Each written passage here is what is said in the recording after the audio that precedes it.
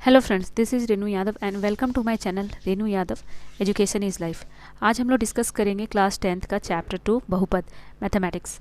तो आज हम लोग क्लास 10th के मैथमेटिक्स चैप्टर 2 के बारे में पढ़ेंगे, जिसमें हम लोग का चैप्टर का नाम है बहुपद पॉलिनोमियल्स।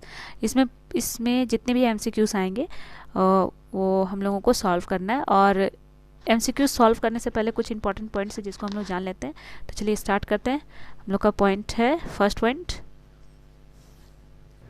तो फर्स्ट पॉइंट है, एक बहुपद px के शून्य उन बिंदुओं के x निर्देशांक होते हैं जहां y इक्वल टू px का ग्राफ, यानी कि y का मान किस पे डिपेंड करता है, x पे। तो y is depend on px। तो x का जो ग्राफ है वो x अक्ष को क्या करेगा, प्रतिच्छेद करता है। तो अब यहाँ पे याद रखिएगा कि जो भी ग्राफ बनेगा ना, तो x अक्ष को क्या करेगा, वो प्रतिच्छेद करेगा इस तरह से या किसी भी तरह से। तो आपको काउंट करना होगा कि वो देखना होगा कि कहाँ कहाँ मतलब वो प्रतिच्छेद कर रहा है। ठीक है, तो इस तरह से एक्स अक्ष पे अगर दिया जो ग्राफ है वो एक्स अक्ष को प्रतिच्छेद करता है, इंटरसेक्ट करता है, तो हम लोग क्या करते हैं, उसी को शून्यक मानते हैं। तो याद रखिएगा एक्स अक्षीय है और वाई अक्षीय है, तो इसमें ही याद रखना है। नेक्स्ट पॉइंट है, यदि द्विघात बहुपद A X square plus B X plus C है तो उनके शून्यक क्या होंगे। उनके शून्यक ए अल्फ़ा और बीटा है। तो अल्फ़ा का मान क्या होता है, A plus B is equal to minus B by A, मतलब माइनस बी बटा ए। अब है कि यहाँ पे ए इंटू बी हो, यानी कि गुणनफल के रूप में हो, तो क्या मान होगा। गुणनफल के रूप में शून्य का जो हम लोग फॉर्मूला लिखते हैं वो है सी बाय ए, यानी कि सी बटा ए। ये याद रखिएगा। योगफल के रूप में अल्फ़ा प्लस बीटा, और गुणनफल के रूप में जो आपका दिया हुआ है ये। ठीक है, अब द्विघात बहुपद जो है वो याद रखिएगा आपका, अगर कभी भी गुणनफल के रूप में पूछा जाए या आपका योगफल के रूप में पूछा जाए तो यहाँ पर प्लस नहीं होगा, माइनस होगा। क्या होगा, माइनस हो जाएगा। यानी कि A X square minus alpha plus beta X. तो बच्चे इसी में कंफ्यूज होते हैं कि अरे यार ये द्विघात समीकरण जो है वो प्लस में होता है, फिर यहाँ माइनस क्यों हो गया। क्योंकि जब गुणनफल और योगफल के रूप में कभी भी क्वेश्चन पूछा जाएगा जो उसके शून्य के गुणनफल के रूप में है या योगफल के रूप में दिया हुआ है, तो वहाँ पर माइनस लगाना है, प्लस नहीं लगाना है। इसी में बच्चे कन्फ्यूज़ होते हैं, तो थोड़ा सा इसको ध्यान रखिएगा। तो हम लोग आज MCQ से स्टार्ट करते हैं। फर्स्ट MCQ दिया हुआ है यहाँ पे, y is equal to px का ग्राफ दिया गया है। ठीक है, ये ग्राफ दिया हुआ है, इसमें px के शून्यकों का मान आपको बताना है। तो इसमें करना क्या है, आपको सबसे पहले ग्राफ को देखना है, और ग्राफ में देखना है एक्स अक्ष पे जो ग्राफ है। अभी ग्राफ पे आप लोग फोकस करो। देखो इसमें क्या है कि जो ग्राफ दिया हुआ है एक्स अक्ष को कहाँ पर टच कर रही है, कितनी जगह टच कर रही है। तो एक बार, दो बार, तीन बार, यानी कि 3 टाइम्स वो कर रही है। तो उसको काउंट कर लीजिए, तो वही उसका हो जाएगा आंसर। तो px का वैल्यू कितना आएगा इस ग्राफ के लिए, 3 आएगा आंसर। ठीक है, कितना आएगा, 3। बहुत इजी है। नेक्स्ट क्वेश्चन देखते हैं हम लोग। नेक्स्ट क्वेश्चन आपका इसी से संबंधित है। y is equal to px का ग्राफ दिया गया है और बहुपद आपको दिया हुआ है px के शून्यकों की संख्या क्या है। यहाँ पे px की संख्या बताना है, नंबर में बताना है। ठीक है, और मैं बार बार बता रही हूँ कि जब भी इस तरह का आता है ग्राफ से रिलेटेड क्वेश्चन, तो उसमें ध्यान देना है कि जो एक्स अक्ष पे कहाँ कहाँ ग्राफ उसको इंटरसेक्ट कर रहा है, प्रतिच्छेद कर रहा है। तो यहाँ पे देखिए ये जो ग्राफ दिया हुआ है, इसको मैं थोड़ा जूम करती हूँ, उससे आपको समझ में आएगा।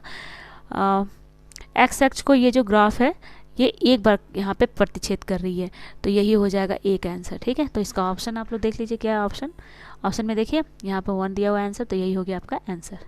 इजी है।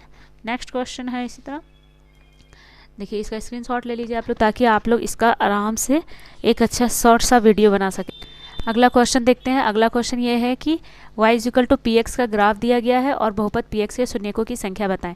तो यहाँ ग्राफ आप देख सकते हो, यहाँ पे x अक्ष पे दिया गया ग्राफ प्रतिच्छेद नहीं करता है, तो यहाँ पर x का px शून्य का मान क्या होगा, शून्य होगा। क्या होगा, शून्य। नेक्स्ट क्वेश्चन देखते हैं। नेक्स्ट क्वेश्चन जो है आपका, y is equal to px का ग्राफ दिया गया है और बहुपद px के शून्यकों की संख्या आपको क्या है। तो यहाँ पे आप देख सकते हो कि x अक्ष पे अगर ग्राफ इस तरह से फॉर्म में है, यू फॉर्म में, आप देख सकते हो इसका शेप जो है क्या है, यू है। तो कितनी बार कट रहा है, यानी कि x अक्ष को कितनी बार ये प्रतिच्छेद करता है, एक बार और 2 बार। तो यहाँ पे क्या हो जाएगा आंसर, ऑप्शन नंबर 2 हो जाएगा।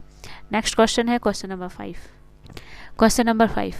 यहाँ y is equal to P X का ग्राफ दिया गया है, बहुपद पी एक्स के शून्यकों की संख्या आपको बताना है। तो आप काउंट करें 1 2 3 और 4, तो आंसर क्या होगा? ऑप्शन नंबर 4 होगा इसका आंसर। नेक्स्ट क्वेश्चन है क्वेश्चन नंबर 6, किसी द्विघात बहुपद के शून्यकों की अधिकतम संख्या कितनी होगी? यहाँ पे द्विघात बहुपद जो है उसके शून्यकों की संख्या कितनी होगी? तो याद रखिएगा दोस्तों कि कोई भी द्विघात बहुपद है तो उसके शून्यक जो होते हैं 2 ही होते हैं, एक अल्फा एक बीटा, एक प्लस में होता है एक माइनस में होता है। आंसर क्या हो जाएगा आपका? 3 होगा। ठीक है, क्या होगा? 3 होगा। नेक्स्ट क्वेश्चन है क्वेश्चन नंबर 7, यदि अल्फा और बीटा द्विघात बहुपद A X square plus B X plus C के 2 शून्यक हों तो अल्फा प्लस बीटा क्या होगा? तो इसमें अल्फा प्लस बीटा का मान आपको बताना है क्या होगा। जो मैंने अभी बताया कि अल्फा प्लस बीटा का जो मान होता है -b/a, याद रखिएगा। तो क्या है इसका ऑप्शन नंबर 1 होगा इसका आंसर। नेक्स्ट क्वेश्चन है आपका क्वेश्चन नंबर 8, यदि द्विघात बहुपद अल्फा और बीटा द्विघात बहुपद A X square plus B X plus C के 2 शून्यक हैं तो अल्फा इंटू बीटा का मान कितना होगा? तो अल्फा और बीटा का मान क्या होगा? गुणनफल के रूप में, मैंने बताया था गुणनफल के रूप में जो आंसर होगा वो होगा 4 नंबर ऑप्शन C/A। ठीक है, तो देखिए इसमें जो दिया हुआ है टी स्क्वायर माइनस 15 दिया हुआ है, तो हम लोग क्या करेंगे? T square minus 15 is equal to 0 लिखेंगे। ठीक है, अब क्या करेंगे? टी स्क्वायर इजिकल टू 15 को इधर ले आएंगे तो क्या हो जाएगा? 0 की तरफ जब जाएगा तो हो जाएगा प्लस में, ये माइनस में था इधर आया तो प्लस में हो गया। अब हम लोग टी स्क्वायर इजिकल टू 15 आए, अब टी इजिकल टू क्या हो जाएगा? ये जो स्क्वायर है इसका इधर आ जाएगा। ठीक है, क्या होगा? इस साइड आ जाएगा स्क्वायर में। अब जब स्क्वायर इधर आएगा तो क्या करेंगे? अब दोनों तरफ वर्ग किया ना, वर्ग किया तो दोनों तरफ वर्ग किया, इसको भी किया, इसका तो इसका स्क्वायर हट गया और आपका बचा कितना? √15। तो 2 होते हैं हमारे शून्य, कितने होते हैं? 2, एक अल्फा और एक बीटा। ठीक है, अल्फा क्या होता है? पॉजिटिव और बीटा क्या हो जाएगा? निगेटिव। तो हम लोग क्या करेंगे? इसका एक प्लस और एक माइनस में लिख देंगे। ये एक शॉर्ट तरीका है ऑब्जेक्टिव क्लियर करने का। ठीक है, इस तरह से आप क्लियर कर सकते हो। तो 2 वैल्यू आएगा। ठीक है, √15 और इधर हो जाएगा -√15। इस तरह से कभी भी इस तरह का क्वेश्चन आता है तो आप इसी तरह से सॉल्व करना। नेक्स्ट क्वेश्चन है क्वेश्चन नंबर 10, द्विघात बहुपद x square minus 2x minus 8 के शून्यक क्या होंगे?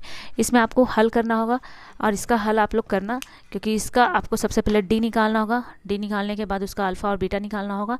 मैं इसका आंसर बताती हूँ आप लोगों को क्या होगा। ठीक है, जो बच्चे हल कर पाएंगे गुड, नहीं कर पाएंगे आप लोग कमेंट बॉक्स में कमेंट करना, तो मैं इसको सॉल्व करके जरूर बता दूंगी। तो ये हो जाएगा आंसर ऑप्शन नंबर 1। नेक्स्ट है 11 नंबर, द्विघात बहुपद 3x square minus x minus 4 जो दिया हुआ है, सेम उसी तरह पहले आप डी का मान निकालना, बी स्क्वायर माइनस 4ac करके। ठीक है, उसके बाद आप अल्फा का मान और बीटा का मान निकालना है। इससे आप आसानी से इसको हल कर पाओगे। तो 2 मान निकलेगा इसमें। एक मैं वीडियो बना दूंगी ताकि आप लोग इसको देखकर सॉल्व कर सके। फिलहाल ऑब्जेक्टिव देखिए आप लोग। तो इसका आंसर होगा आपका ऑप्शन नंबर 2। नेक्स्ट है 12, बहुपद एक्स स्क्वायर माइनस 3 का शून्यक क्या होगा? देखिए जहाँ स्क्वायर माइनस 3 आया डायरेक्ट, तो उसको कुछ नहीं, जहाँ पे आप देखिए एक प्लस में एक माइनस में है, वही हो जाएगा इसका आंसर। तो एक देखिए पहले प्लस में है ये और एक माइनस में है, तो -√3, ये हो जाएगा ऑप्शन नंबर 3 इसका आंसर। नेक्स्ट है यहाँ पे द्विघात बहुपद दिया हुआ है 4u स्क्वायर प्लस 8u का शून्यक क्या होगा? तो यहाँ पे शून्यक निकालना है। यहाँ पे c नहीं है, c नहीं है तो उसको 0 मान लेते हैं। फिर उसी तरह आप d का वैल्यू निकालो, फिर अल्फा और बीटा निकालो। तो इसका जो आंसर आएगा आपका ऑप्शन नंबर 3 आएगा, 0 और -2, 0 और -2। नेक्स्ट है 14 नंबर, एक द्विघात बहुपद क्या होगा जब होगा जिसके शून्यकों के योग तथा गुणनफल क्रमशः 0 और √5 हो? देखिए यहाँ पे पूछा जा रहा है कि अगर आपका शून्यक जो हो, शून्यकों का योग यानी कि अल्फा प्लस बीटा, और उसका गुणनफल क्या हो आपका अल्फा इंटू बीटा का मान दिया हुआ है, ये 0 और √5 दिया हुआ है, √5 दिया हुआ है, तो इसका मान क्या होगा? तो मैं बता दूं, इसका जो मान होगा आपका एक्स स्क्वायर प्लस √x होगा। ठीक है, क्या होगा? X square plus √x, option number 2। Next question है क्वेश्चन नंबर 15, एक द्विघात बहुपद के शून्यकों का योग तथा गुणनफल क्रमशः -3 और -2 है, तो द्विघात बहुपद क्या होगा? तो देखिए यहाँ पे इस तरह का जब भी दिया रहे गुणनफल और याद रखिएगा योग होता है हमेशा b, क्या होता है? b। योग जो होता है alpha plus beta is equal to, उसको बोलते हैं b, क्या बोलते हैं? b। और जो गुणनफल होता है उसको हम लोग द्विघात समीकरण में कहते हैं c, क्या कहते हैं? c कहते हैं। तो अब बताओ कहाँ पे इसका मान रखा हुआ है? तो ये हो गया आपका, कौन सा होगा आंसर? बताइए कौन सा आंसर होगा? जहाँ -3 दिया हुआ है तो ये हो जाएगा आंसर। ठीक है, क्योंकि देखिए ये होगा इसका आंसर। आप लोग याद रखिएगा, द्विघात बहुपद क्या होता है, A square A X square minus B X plus C is equal to 0, यही होता है ना। तो इसमें हो जाएगा आंसर आपका option number 1। Next question, question number 16। एक द्विघात बहुपद के शून्यकों का योग तथा गुणनफल क्रमशः 1 और 1 है तो बहुपद क्या होगा। जहाँ 1 और 1 आ जाए तो आंसर हो जाएगा आपका ये, एक मतलब हो गया बी और ये एक मतलब हो गया सी। एक्स स्क्वायर की जगह कुछ रखना ही नहीं है। इसको मैं आपको समझा देती हूँ। देखिए, जब भी आपको बहुपद में योग और गुणनफल जब भी दिया रहे तो कंफ्यूज नहीं होना है। योग का मतलब क्या होता है, योग का मतलब बता देती हूँ। Alpha plus beta is equal to जो होता है उसको हम लोग बी बोलते हैं, और अल्फा इंटू अगर बीटा बोला गया है तो उसको हम लोग सी बोलते हैं। तो इसमें इसका मान भी 1 दिया हुआ है, इसका मान भी 1 दिया हुआ, तो हम लोग जानते हैं द्विघात समीकरण क्या होता है, A X square minus B X plus B X और उसके बाद आपका सी होता है, यही होता है। तो जब इतना होगा तब हम लोग क्या करेंगे, ए की जगह तो कुछ नहीं दिया तो एक्स स्क्वायर लिख देंगे, बी का मान कितना दिया है 1 तो 1 इंटू एक्स करेंगे हम लोग, और सी का मान कितना दिया 1 तो इक्वल टू 0, तो एक्स स्क्वायर लिखेंगे यहाँ पे अब हम लोग, एक्स स्क्वायर एक्स को इंटू 1 करेंगे तो एक्स हो जाएगा और यहाँ पे 1 आ जाएगा। ठीक है, तो हो गया आपका इतना आंसर। तो ये ऑप्शन देखिए किसमें, x square minus x plus 1 किसमें है, वही होगा आंसर। नेक्स्ट क्वेश्चन देखते हैं। एक द्विघात बहुपद के शून्यकों का योग तथा गुणनफल 4 और 1 दिया हुआ है, द्विघात बहुपद क्या होगा। देखिए यहाँ पे b का मान दिया है 4 और c का मान दिया है 1, तो द्विघात बहुपद जो आपको पता ही है A X square minus B X plus C is equal to 0 होता है। तो b का मान यहाँ पे रख देना है और c का मान यहाँ रख देना, तो आंसर हो जाएगा 2। ईजी है। चलिए हम लोग फिल इन द ब्लैंक्स भी देख लेते हैं, खाली स्थान को भरें। तो कौन कौन से क्वेश्चंस हैं, जो किस टाइप के क्वेश्चंस आते हैं, एक आइडिया आप लोगों को मिल जाएगा। खाली स्थान भी आएंगे तो रिक्त स्थान को भरना बहुत आसान है। चलिए करते हैं। द्विघात बहुपद का संगत आलेख डैश होता है, कैसा होता है, एक सरल रेखा होता है या परवलय होता है। तो याद रखिएगा, जब भी द्विघात बहुपद का संगत आलेख दिया जाएगा तो परवलय होता है। ठीक है, पैराबोला। आगे नेक्स्ट 2, द्विघात बहुपद के शून्यकों की अधिकतम संख्या डैश होती है। तो द्विघात बहुपद के जो शून्यक होंगे कितने होते हैं, 2 होते हैं। मैंने बताया अभी अल्फा और बीटा, यही 2 होते हैं, याद रखिएगा। नेक्स्ट है क्वेश्चन नंबर 3, द्विघात बहुपद का व्यापक रूप क्या होता है। व्यापक रूप अगर बात किया जाए तो 2 तरीका हो सकता है, A X square plus B X plus C होगा या फिर A X square minus B X plus C होगा। तो दोस्तों याद रखिएगा, इसका जो आंसर होगा आपका A X square plus B X plus C होगा। ठीक है, याद रखिएगा। चलिए नेक्स्ट क्वेश्चन देखते हैं। नेक्स्ट क्वेश्चन है कि बहुपद A X square plus B X plus C के शून्यकों का योग क्या होगा। तो जब इस तरह से क्वेश्चन आए कि क्या होगा, तो देखिए इसका आंसर ऑलरेडी दिया हुआ है, तो मैं बता देती हूँ। इसका आंसर जो होगा माइनस बी बाय ए होगा।